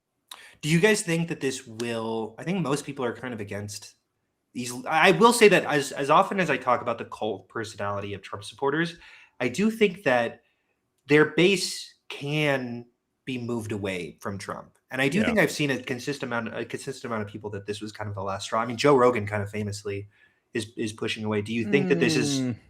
Joe Rogan's a lint roller, man. I agree. Wait, hold never on. the last person. As soon I'm not as, fucking. Look, he could say all he wants about Trump. Trump is, totally went back on his word. He's deporting people in ways that don't make sense, and he's starting all these wars. And then you put a trans person in front of him, and he's like, "Whoa, actually, this is the #1 election topic. We need to stop this." This is So I fully agree, but I also think that means that it's a weight. It's like pros and cons that he's constantly weighing in his head. Oh, it's sure. like, I want to support this guy who's gonna start World War III? Well, he also is dealing with the trans people, so it's like, fuck. I don't really know. I'm gonna figure this one out. But sometimes that it will lean in the other direction where he'll go, oh shit, maybe I got to vote for a Democrat. I mean, he again famously endorsed Bernie. I don't think he's that ideologically fixed. I think he's stupid, but I don't think he's an ideological agent. Trump is going to hold on to that support until there's an alternative. And voting for a Democrat right now, it's not satisfying that urge, what they're missing. So I think maybe as we get closer to 2028, somebody can step up and kind of appeal more to them, like saying, I'll release the full Epstein files, unredacted. You can trust me. Stuff like that. This time we won't pull the football away, Charlie Brown. Right. But right now, I'm seeing it, man. The firmware update was big this time for the Iran war. And this is a 47-year problem. They've been killing Americans. This is a threat to us, to the homeland. They snuck sleeper agents in. They're going to kill us. We got to do this. So I think even if you lose 100 soldiers a week, these guys would hold on for dear life. Yeah. Well, actually, you bring up an interesting point. I forgot about this. Trump saying there are sleeper agents that came across the border thanks to the open border or whatever. And we know where most of them are. And the idea we're watching them, he said. Yeah, we're watching them. We're observing. The idea that we've done this mass deportation campaign against, potentially some of them are violent criminals, but a lot of people that probably don't deserve this. And you had eyes on people that are like secret terrorist sleeper cells, and you still haven't deported them. You haven't done anything. Right. And also you're admitting that there are some you don't know about. I don't think you're supposed to tell them that. But it's all fucking bullshit. He doesn't have eyes on sleeper agents. It's just a way that he talks to his base, where he's like, "Guys, I'm dealing with the issue. I know that I haven't deported a lot of people." He's a sleeper cell. Then he definitely has his eye on Tucker as a sleeper cell for sure. Yeah, Ira, I thought you made a really great point, which was these people are going to stick with Trump. They're not ideologically consistent, and that is why my clip of the day, my beef of the day, I just put it in the private chat here, Mr. Soypill. Oh, there are a lot of people who recognize this. There are a lot of people who recognize this reality. Now, some of them, go, hey, you know what? Oh my God, are on this panel, and some of them are on Breaking Points. But one person, crucially, does not know this, and that's our good friend Cenk Uygur. Would you play the clip, please? All right, Cenk, the most level-headed Democrat who's never said anything stupid. Let's go. Should go, hey, you know what? Cut Medicare and Medicaid first. Don't worry about the Pentagon. Don't worry about the conflicts of interest. Don't worry about cutting the Pentagon. Cut the best parts of the budget first. No. I guess where you and I disagree is I just do not believe that they actually are serious about any positive I don't believe they're going to cut the Pentagon, period. And so that I think that maybe partly why I come down in a different place, but also my position really is that with this particular project, because it is so pernicious to just give carte blanche to a group of billionaires with massive conflicts of interest, like some of the largest conflicts of interest you can imagine, I think to me the most important approach to that is just to oppose it. But I understand where I get where you're coming from, Ted. Can I want to address something to the audience? Can I? Sure. Is this my camera here? Okay, yeah. So right-wing populists, it is now your job to prove Crystal wrong. Go out and do it, y'all. So she doesn't believe you. And by the way, almost no one on the left, other than me and Anna, believe you guys that you actually want to cut the Pentagon and that you could pressure Elon Musk and Donald Trump to cut the Pentagon. So are you going to prove the left wrong, or are you going to prove them spectacularly right? Am I going to have to come on here and apologize to Crystal for ever believing in any right-wing populist and say, oh, I was a sucker. Those guys were liars. All they want to do was increase the Pentagon, have more wars, more corruption, and they never held Trump accountable. We waited 4 long years for them to hold him accountable, and all they did was kiss his ass and show that they don't really believe in freedom. They said all this stuff about freedom, but they never meant it. They said all this stuff about drain the swamp, but they never meant it. They said all this anti-war stuff, but they never meant it. We're going to come back on here in 1 year, 2 years, 4 years, and we're going to keep doing a check. Hedge your bets a little harder there, if right-wing populists are frauds, I'm going to say, Crystal, you were right. There were frauds all along. Oh, is he going to say it? But I don't so I have a think question for Hunter. So the question is for Hunter. The question is for Hunter. So this is the question. So they increased Pentagon spending, they cut Medicaid, they went to wars, and they're the most corrupt administration of all time. Would you say that Cenk is delusional or very, very, very delusional? That's and great. Why won't he just acknowledge he's wrong? No, I know. Tell me that, Hunter. I don't know. I don't think I watched Cenk enough to know what, because I mean the question that I have almost for every pundit, like, are you a true believer or are you a grifter? Like, are you doing this for the clicks and the money, or are you a believer, right? And I think Tucker Carlson is a grifter. I think Ben Shapiro is a believer. I think Candace is a believer. I think she's schizophrenic, but she's a believer. I don't know Cenk well enough to know if he seems like a believer who genuinely just like, he does think fundamentally that he listens to these Republican pundits and he's like, well, they can't lie to me. That's not allowed. He seemed like such a good guy. Yeah. It's like, when go for it. Sorry, I mean, I haven't talked to a ton. I mean, like, for example, Barry Weiss, right? Like I was on the CBS town hall. She's one of the kindest people I've ever talked to behind the scenes. Like, she is a very earnest, thoughtful, kind person that I was very, like, I mean, I only like a 10-15 minute conversation with her, but she was very kind. And I'm I texting think Candace, that, by the way, as you're saying this. yeah, true. I think that it's super fair to go like, well, when she does a bad thing, well, she's not lying because I would know, right? I know what liars look like, and that's because they. I mean, I think Barry is a very sophisticated liar, where she's got enough charisma that it's not obvious to people. Barry? Yeah. She's got a rabid fan base. I'm just saying she's got a fan base. She's got a fan base. I'm curious because, like, Ben Shapiro, I think he's authentic as a Republican, but he absolutely grifted towards the Trump side once it was clear that he could not. I agree with you. I 100% without agree being with you. pro-Trump, right? I mean, there's a balance to all of this. Okay, there's but he's less of a grifter than Tucker, who's like, okay, well, Qatar gave me money, all right, shifting everything, right? So 100%. I think Ben Shapiro genuinely believes in God, genuinely believes in Judaism, genuinely believe that Western Christian values are fundamentally better than anything else, and that upholding American conservatism is his number one goal. Okay. And if that means he needs to lie and pretend that Donald Trump is the answer to America, then he will do it. But that's because he believes in the end. It's not because there's a check coming in. I don't think, and I could be wrong about these guys. Like I haven't met these guys, but that's I'm not accusing Cenk. I want to be clear. I don't think that Cenk is Tucker. I'm not accusing him necessarily of being a grifter. No, I'm not. I'm saying that. But I'm saying I don't think he sees grifters. Yeah. You know what I'm saying? I think that's what's possible, because like the fact that they would glaze Tucker, Cenk is taking shots at AOC, at Bernie, at many more Democrats than deserve it with respect to the war. And it's frustrating for me because this is someone who, when he's on his right day, I think he can be very effective for the left, but he gets stuck in these in my opinion, a lot of these like interpersonal stuff with some people on the left, and he's just unwilling to own it. And when you're giving dues to Tucker Carlson is scum. He might actually have been an unregistered foreign agent. And, honestly, that could be the case. This could be a prosecution where, look at how he was with Putin and stuff. So I'm not saying that I know that he's not, or that I know that he is, but it's so frustrating to me that we give the benefit of the doubt to some of these people who are coming after Charlie Kirk. And not to AOC. The worst kind of concern. Yes, or not to AOC and to Democrats. Yeah. Like it's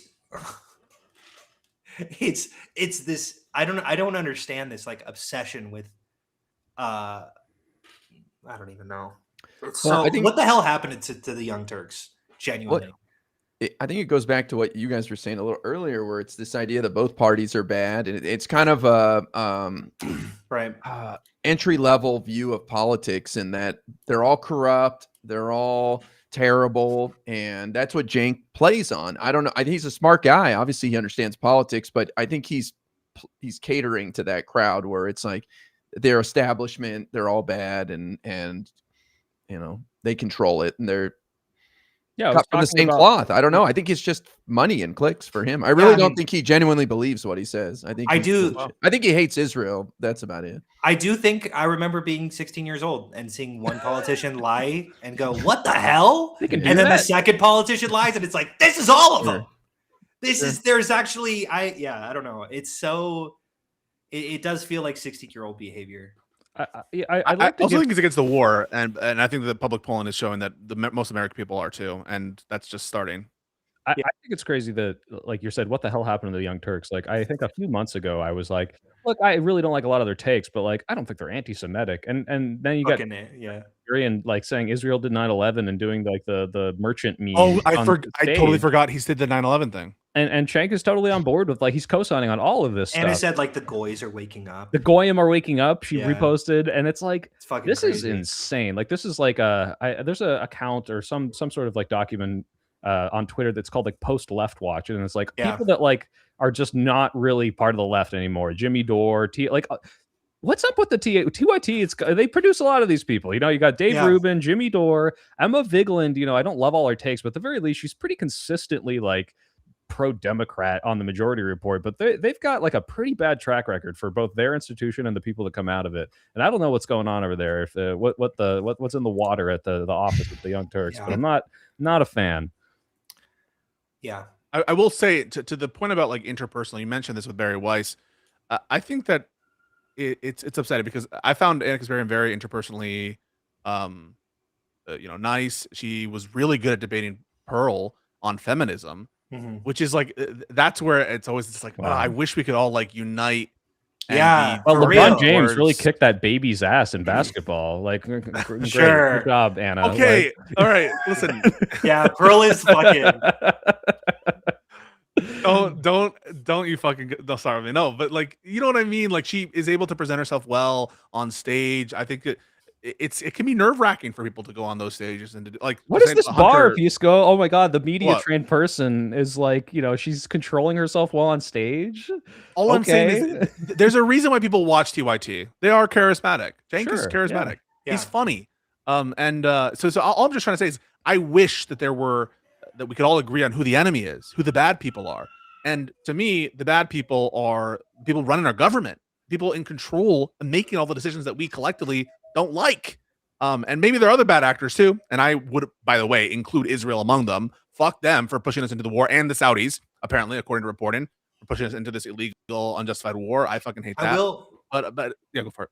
I will say that there is an irony here that I do think I want to be aware of, because I would bet, if I were watching this, I'd be like, hey, I think we're a little bit hypocritical here, because I was just talking about, we're shitting on the left right now, right? Cenk is largely anti-Trump, and we're kind of shitting on him. I don't know. This whole clip is kind of like how No. I agree. Sorry. I'm not saying that. I want to resolve the tension. No. Because I do think that he gave Trump credit. He gave Trump credit. Wait. Sorry. I have to say this. This is my prediction. Because this is what I said it on my stream earlier. In 2 weeks, if Trump decides he's bored or he's polling is whatever and pulls out, what do you think Cenk would say at that moment? He'll be like, Trump ended this. He would give Trump credit. He would say, "Thank God!" Like he's listening to the base of who are 90% plus in support of this action. I fully agree. I know, all I'm saying is I think it's interesting that we talk about wanting to unite so often and stop eating each other alive because we hate fucking Cenk going after Democrats, and yet we are also going after Cenk, and I will continue to do so. But I don't even know how to resolve this in my own head because I know that I'm essentially right to do so, right? That like, but I do think the issue is that Cenk is going after people who just fucking. I don't know if I'm making sense here because when Hassan platforms like a Houthi pirate, you know, I'm like, fuck that guy for platforming who he's platforming. Yes. Yeah, but like, am I not also criticizing the left? Am I also not doing what you guys hate about Cenk? Do you understand that? This is like a so much for the tolerant left moment, right? Where it's like, okay, let's not start fights. However, if you have people in your party who are completely undermining your entire platform, get them out of there, right? Like this is something you can call out and not. It's a perennial conversation on this podcast. Yeah. This is a conversation we've had a lot. Somehow, without Hutch, we were able to come to a Hassan moment. It's crazy. Actually, Yes, it was you, Hunter. No, but we have this conversation a lot, and there are some areas where like I will tolerate a lot of dissent against Democrats. What I hate though is when people will either do a double standard or a fault like give Trump the benefit of the doubt on this shit when he's praising Mark Levin as the hallmark of what it is to be MAGA. This is the guy or the uniparty bullshit. Yes. Or saying I think the 95% of Democrats are owned. Crazy. They're owned by Israel. And that's just like not true. It's not true. And it's a thought terminating. AIPAC controls everything. AIPAC influences, no doubt. The Israel lobby, 100%, no one doubts they have influence on foreign policy in America. They've always had it. But that's not the same as saying Zog controls the government. It's all AIPAC, because that doesn't explain what we see when we see Democratic senators who take AIPAC money who are coming out strongly against the war. It's lazy analysis. Good things. Exactly. Yeah. No, I agree. Fuck. I guess we all agree on that. Shit. I think Cenk is going to push the can down the road 10 years, and he'll be like, all right, maybe the right-wing populists weren't sincere in their beliefs to say they're anti-war and that they want to come together and coalesce and find some populist common ground. But it'll take them a couple, Trump's fourth term. That's when he'll finally do it, I think. Honest question for you, Soy. Honest question. If it were Kamala Harris again versus Tucker Carlson, who would Cenk endorse? Oh, my God. Oh my God. He might endorse. Oh, my God. That's crazy. Yeah, he might do that. It does really fucking piss me off how often Tucker will use such dishonest interviewing techniques, but because he's going after like Republican politicians who are in support of the Iran, I think he went after Ted Cruz, if I'm remembering correctly. He was with Huckabee, and he did some. Oh, that's right. Too. Yeah. But he's a liar. He's disgusting. I'm like, dude, how are you guys being convinced by this? This is a bullshit argument. This is nonsense. I mean, yeah, they're both. By the way, Huckabee said that he would be fine with Israel extending as far as like past the Jordan River. I forget where it was to. He was like, "Yeah, I'll be fine with like Israel extending to their religious mandate." So I mean, I think both are pretty disgusting. But you expressed some credulity there, Guy. You don't think that like Cenk could be sucked into like a populist Tucker right wing candidacy? I just think TYT is still the majorly on the left. They're not this sort of both sides like Marjorie Taylor Greene's kind of base because she's a populist. I think like 80% of TYT's audience is still on the left, and they would not be down for Tucker Carlson. I will say that it kind of depends. It kind of depends on what the platform is. Yeah. I will because you look at someone like Hassan, who by the way has only ever been nice to me. Who's only played my videos and been like, yeah, this guy's great. Still, I don't like a lot of the things he does. You see him shit on Democrats, talk about this uniparty, talk about how it's literally the same, how Gavin Newsom and JD Vance are literal the same person. And then he has conversations with left-wing politicians like, I'm trying to remember. I think he had conversations with Ro exactly. Or like Adam Mockler or something, like a lot of more of the like establishment kind of liberal politicians. He's like, I want to be a part of this. Like you guys, like I do want Mockler's to be a Marxist-Leninist. Exactly. Shout out Mockler, by the way. I love that guy. Shout out to Comrade Mockler. Exactly. No, yeah, it just depends on like. I think that when we're in the middle of Biden's presidency, it's not advantageous for an audience to talk about how cool he is, because Americans don't like the status quo. They don't like what's current. They always hate the current president. So when Biden is president, it's fuck that guy, and then when Trump is president, it's fuck that guy. And I don't know. I think it's pretty dishonest, and but it just depends on when we're at or who he's talking to. He's cultivating this like this very far left uniparty strategy, or like uniparty argument towards his base, and then he wants to still go out and be politically effective, and that requires some cognitive dissonance. That requires him to essentially lie about what he said, or I don't know. You think his 2 runs for office would have humbled him after getting his clock cleaned, but he still thinks the world of himself and his political views. Yeah, like it's one thing to talk your shit on the internet and, you know, have an audience, but it's another thing to go get some votes and get just creamed in elections, you know? That's the thing about... I will praise him for calling out Biden in terms of age at a time when... This is something I give him credit for, because I thought it was a mistake for Biden to run again, but I did keep quiet about it. I didn't like I might have mentioned it once or twice that I would have done it differently, but I wasn't like all the time saying, hey, this is a mistake. And you know what? I regret that. I think that Cenk was right on the money there. I thought that a lot of his pre-election coverage was good. That's why I was even as we were get ready for the Trump administration, I felt betrayed when I saw that tweet from Cenk where he said he's feeling hopeful now, because I really did think that in that lead up, notwithstanding the fact that he's not allowed to be president, and that he failed. Yeah, he did fail at getting popular mass. I thought he was correct to notice something that I was being quiet about. Sure. So yeah, no. But I will say though that like it is for me a problem if you're trying to platform people like not platform. You're trying to promote as genuine good voices people like Marjorie Taylor Greene, Marjorie Taylor Greene and Tucker. I mean that's disgusting. It is. There's a weird. there's a very weird reality.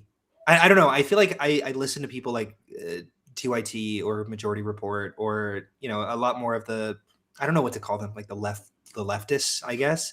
And I think that they have this delusion that their policies are so much more popular than reality. I don't know. Like you like Cenk was so fully convinced that you go fully for Medicare for all, you go fully for I don't know, like fully divest out of Israel, and you're gonna rise the ranks, because that's what people. Did you see the Israel polls though, Hunter? Did you see the recent Israel? Yeah, polls? They are pretty low. They are very low for sure. I think it's insane change. Yeah, so we're seeing now. I think even in terms of who you're more sympathetic with, as between Palestinians and Israelis, and for Democrats, it's something like insane, 20% or something. Yeah. I think I saw 17% approval for Israel is what I last saw, but obviously there's 1,000 different polls. Yeah, no, I fully agree with that for sure. But I just think there's a delusion. There's a delusion about how popular your policies are, and that the idea is, and it stems from this idea that all politicians are corrupt, right? That like if you believe that the entire system is rigged, and all you need to do is go talk to the voter, and then they're gonna go to vote for you, and that's the whole issue. You just need one honest factor, and it's the Jimmy goes, or what's the old ass movie? Jimmy Goes to Washington, or whatever. Yeah. I forget the Mr. Smith. Mr. Smith Goes to Washington. That's all you need, is just like some honest actor who can defeat the bureaucrats, and then you realize the fucking voters actually don't like you, and the voters don't want their but he doesn't accept companies. That.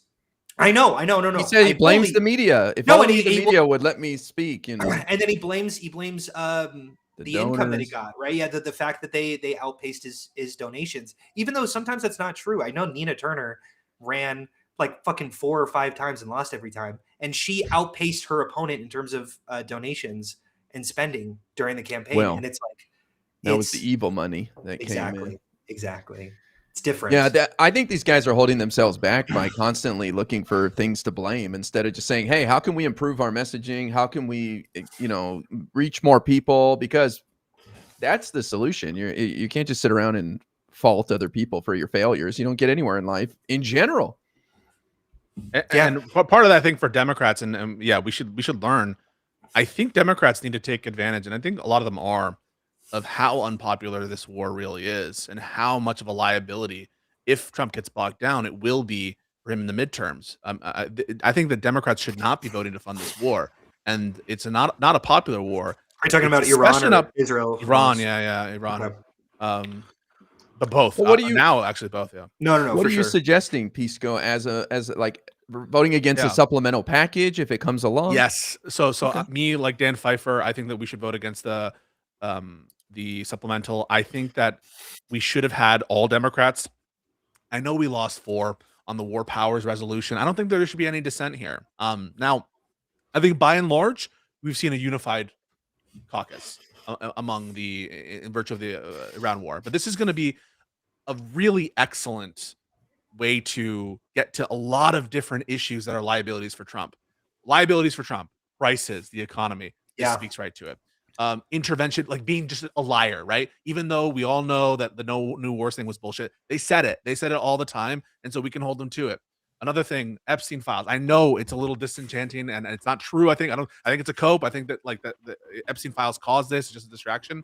But these are just the kinds of things that this conflict brings out.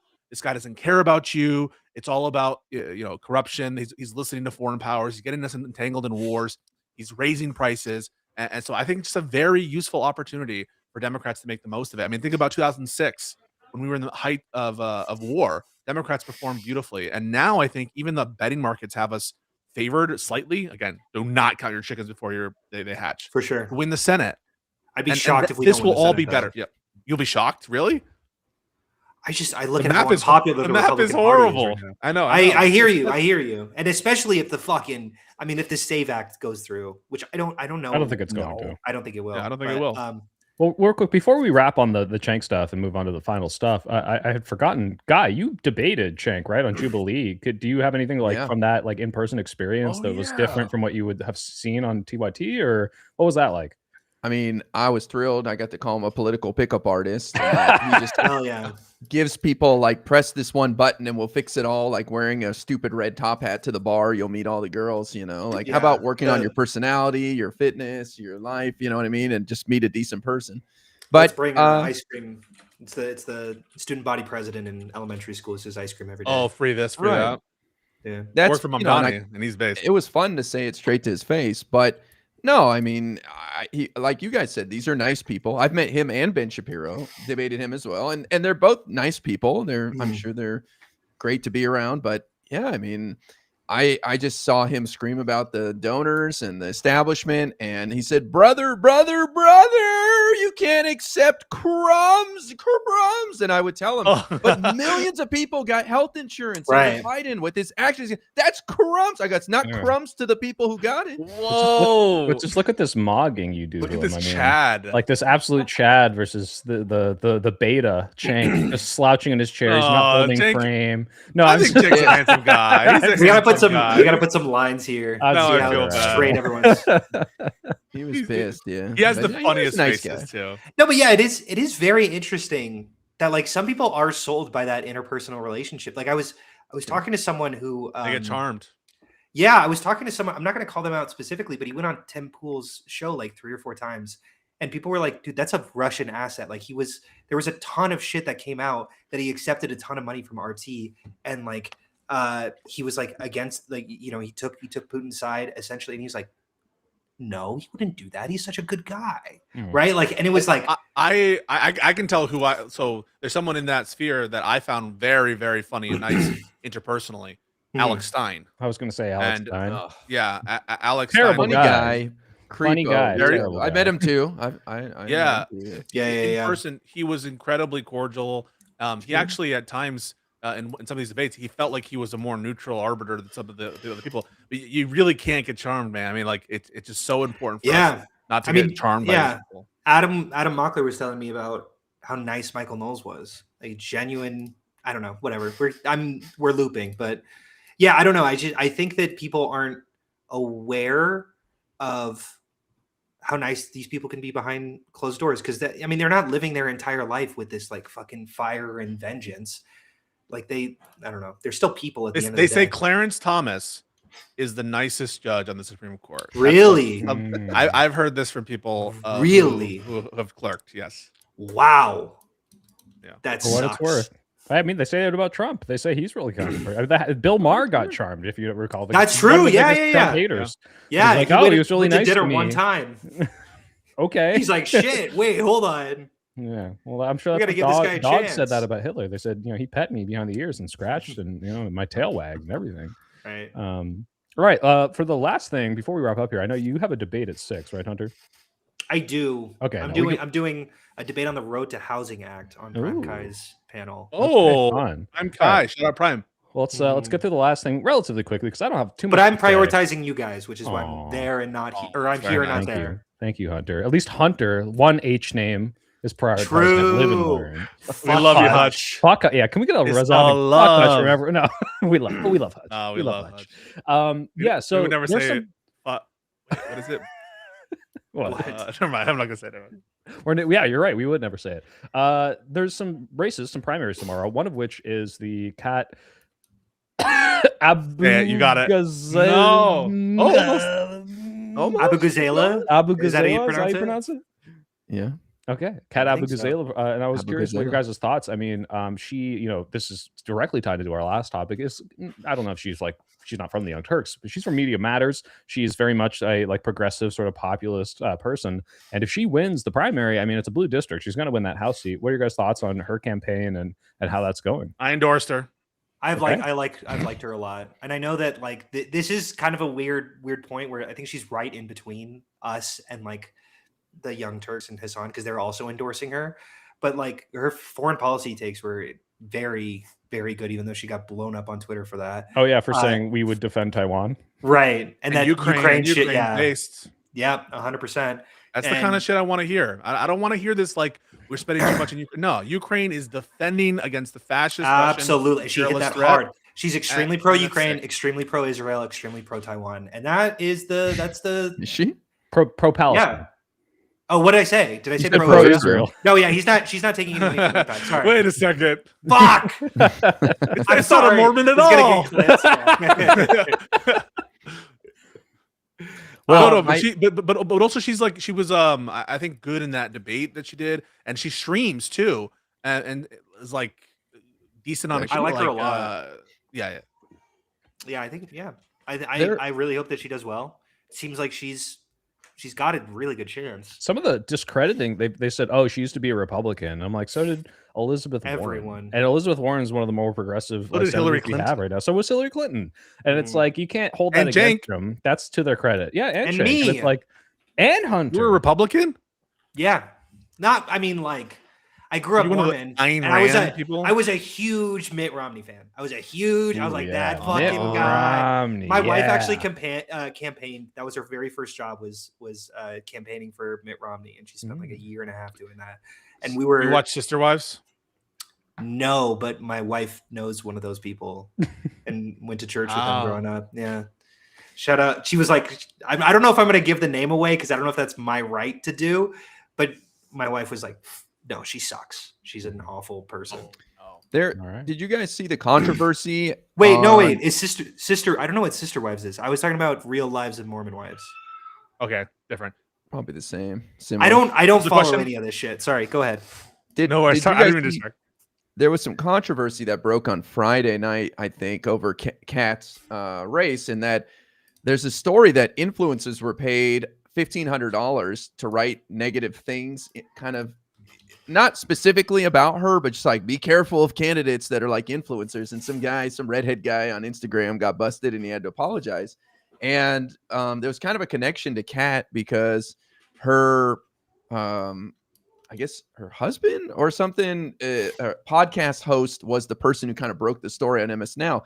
And I thought, okay, that's interesting. But if Cat Abu Ghazala was involved in creating some dark money organization that paid influencers to talk shit about her, I think that's fucking gangster. And I think that's amazing. And that's the kind of bare knuckle politics I want to see from Democrats, Hell, Wait, she so got a she- lot of I don't attention. want them to lie. I don't want them to lie, but it would be kind of big. Wait, so you're I saying wa- that she paid people to talk shit about her? It's possible that there's a dark money organization that nobody knows anything about. I forgot what it's called, like Unknown Democrats or something, and they have like no presence or anything, but they were sending money and offering money to influencers to talk shit about her, basically. And so people. What's the conspiracy that she started it? Yeah, why would she do that? Yeah, why do we know that she did it? Because the woman who was on MS Now breaking the story has a connection to her partner that they hosted a podcast together. So there was kind of a So it's a little- conspiracy What a that weak she might have been fucking- behind it. That would be fucking wild. But why would what she a do fucking that? Is it because is it's so like the effect of the Tallarico on the Colbert stuff. It's like the negative no, thing totally. that happened. Fair. Rally around, Right, the like you person. create some negative That was story crazy. about you. Yeah. Shout out Barry Weiss for getting Tallarico elected. But by the way, I think allegedly. I think I'm the only person who believes this conspiracy theory. Okay, I don't think anyone else is talking about it. But You I think think she it's did it and you gangster think if it's it's good. true. Yeah, Yeah. I think it's You good. think she did? I like that. These are the dirty tricks we need to do to win. You know, like you got to do what you got to do to win. I do Okay, not. I'm gonna be Hutch. strategy. I'm gonna be Hutch. You have to be pure, man. You gotta be pure. Come on. Hutch would be I'm down for joking. this. I'm joking. Yeah, I think it'd be done. I think it'd be done. I think you think it's awesome. You got to But win. no, dude. I think she should win. I hope she wins. But either way, I am excited about the Democratic selection that we have in front of us. Not just down the road for 2028, but now. And the Republicans seem to be a mess. Look at the 100%. Texas primary. Maybe I know that you have to listen. I just wanted to, this one last thing. The what's his name? Harry Anton on CNN, X538. He showed that the polling is now closed between Cornyn and Paxton vis-a-vis Tallarico. It's a race no matter what. Mhm. That Cornyn recent polling says 2 points ahead of Tallarico, Paxton 1 point ahead. This is a race. And still, even though Trump signaled that he was going to endorse and that would decide everything, he hasn't done it yet. He's sitting on the sidelines. It's crazy. Yeah. Well, and even Lockshaw, who's pretty conservative, said like 25% chance maybe of a Democrat winning. Like, oh, okay. Yeah. I mean, that's where I would be too. Yeah, but Trump is holding out for the Save America Act. He thinks he can. I mean, he has pressured John Cornyn to abandon his position on holding up the filibuster in favor of passing the Save America Act. So he in thinks he can exchange, use right? it. For the Yeah, endorsement? basically. Yeah. But he still hasn't endorsed. Pisco's right. It's good for us. But I wish people, I've said this before, I wish people would focus on the more winnable races for the Senate, like Ohio, for example. You don't hear anybody talking about Ohio. Sure. But I get it. People Amy are Acton excited had about Amy Acton consistently now ahead of Vivek Ramaswamy for the governor's race. We have Sherrod Brown, Wow. who's competing against. Oh my God, is it Moreno? What's his name? No, that's Houston. not him. Houston, John. Oh, Houston. that's it. Yeah. And He replaced that's a race Jada Van. too. Yeah. I think Ohio might be a must-win for us. I think Well, Ohio. To win the Senate or what? What do you mean must win? Yeah, so like obviously Michigan. We have to hold everywhere. Michigan, Maine, Georgia. Yeah. Yeah. Well, Georgia we have to win, but I mean to gain, right? Oh wait, Michigan is not a. Michigan is blue Michigan will right be now, but it's retained. going to be Yeah, empty. they're Yeah. empty. No, we have to win 4 if we want to control the Yeah. Senate, because we have 47. So Maine, North Carolina are the 2 easiest. And then I Yep. think Alaska is the next one with Mary Patola. She's already won statewide, but nobody's talking about that. But I think Yeah. they will. I think they'll start to get into her race. Yeah, I It's mean, like it's a while till the Alaska- midterms. Alaska, Texas, Florida. Ohio. I would What say else? Ohio. I'd yeah. say Alaska and Ohio are the next 2 after Maine and North Carolina. Yeah, it makes sense. That's awesome. Everyone's excited about Texas flipping. Like that's What do you think the Just- chances are, Hunter? for I don't pay attention to this enough. For Tallarico winning, fuck, I have no clue. I'm always just gonna cite a poll and just go that's 18%. 18%. Very specific. If you predict that and the next Middle Eastern war, you are Exactly. going to be the Then I gotta be on CNN. You're going to be on CNN. You're going to be TNT, a majority report everywhere. We'll parade Hell you. yeah! Well, I guess you already it's that were. easy. Was I I on was. those places? I said I guess you already were on a bunch of different. Yeah. true. Oh wait, Probably. Hunter, you've been to more prominent place. You were interviewed by real media. Yeah. I was on 60 Minutes. I was on. Yeah. I just did a podcast with MS Now. Very like last month. It hasn't released yet. I've been on. Wait, MS Now, the same Kat Abu Ghazala associated. Wait a MS minute. Now? Wait, And you hold happen on. to Take off be that at mask. several of these incidents. Wait, hold on. Yeah, whatever. You Anyway. started the Dark Money Fund and to try to There make is Kat look like better. Didn't you? genuinely a little bit like Period. there is that feeling inside of me where I'm like, I'm going to joke about it. I'm like, I'm gonna be fucking clipped on some stupid ass YouTube video, and then 100,000 people are gonna watch it and get in my DMs, and it's Yeah, you're there's a little bit of that sarcastic fucking like thing. fuck, and it's not great. It's so annoying. I do hate these people. I really do hate conspiracy theorists. At the end of the day, like it is. It's been a lot. I mean, he said Mossad in the podcast. He said he likes murder mysteries. He's friends with all True. these people. He's real. All these connections. Yeah. Well, on that note, Hunter, what's next for you? Thank you so much for coming on. This has been great. Yeah, absolutely. I'm doing a debate on at Prime Kai. You should tune in. Are you streaming on your YouTube? Your link tree Mhm. is in our description, but if there's better ways for people to find that. Oh, I forgot to add my channels. I'm not streaming on my place. Whoops. I will be streaming on the Prime Kai thing. Okay. Though. So All yeah, right, guys, his links are in the description. If you want more Hunter, he's got Instagram, he's got TikTok, he's got YouTube, he's got. I'm Hunter Ansley. E. Kozak. If you look up my full name, you're just going to get a bunch of conspiracy theorist websites. You might be So the most relevant Hunter right now, next to Hunter Avalon and Hunter Biden. I feel like I Biden's think- way more than me. I know, but he's not as Yeah, relevant. you got to start doing crack. I would say I might be more irrelevant than Avalon, but Avalon blocked me like 3-4 years ago, so I never. Oh wait, can we get like a 5-second story? Yeah, of what that? for? I don't even remember. I think I just called him stupid or something. That's usually what it is. Okay. That'll do it. I never know. Well, thank you for coming. It's always Hunter. yeah. It's been great. So yeah, guys, find him in the description, and more to come from him, definitely. Pisco, what do you got on this week? Oh, this week? Oh, I think I have something. Oh, I'm not remembering. You're putting me on the spot. Definitely streams this week. Definitely we're streaming. But also we're gonna do legal stuff. So that's what's happening. I think I have something coming up, but I'm blanking. Anything with like, I don't know, COSA Section 230 stuff? I know you talked to Taylor Rentz about it. Oh, I talked to Taylor Renz, my best friend, Oh. and that started an entire whole like discourse that had nothing to do with what we talked about. It was just Oh, did you horse shit on anyway. her? Hell yeah. No, I didn't shit on her. Yeah, that much. I think the title of at his all. video is Taylor Rentz owned by legal scholar, I think is what you called it. No, right? it was like Wow. So we started the. I wasn't trying to like get to chorus stuff, but like we just spent like 2 minutes on it, and now it's like, is Taylor funded by dark money? It's this whole thing, and it's like Wait. no one's talking about the COSA stuff. No one's talking about the stuff, and I'm just kind of sitting here with like Like your Well, like wait, your well, on that fans are note- talking about chorus. Who's talking about chorus? Destiny and Taylor Rentz are Destiny having, and a company, fight. yeah, and they're having a little fight. But on that note, Taylor wants to spread the word more about Section 230, and I'm going to do a stream with her on Friday about that. So tune in. I'm going to not mention chorus because I want to talk about it. I think Section 230 stuff is really scary, and I want to talk about that. It's more important. So no matter how you feel about Taylor, all right, Trying to we're work gonna come with her? together. This is the unite the left moment, all right, guys? Fight against the shitty bills. Good luck. Don't make Yeah. it a video because it'll get reviewed by him to fuck. Oh no, no, it'll be a video. We'll see.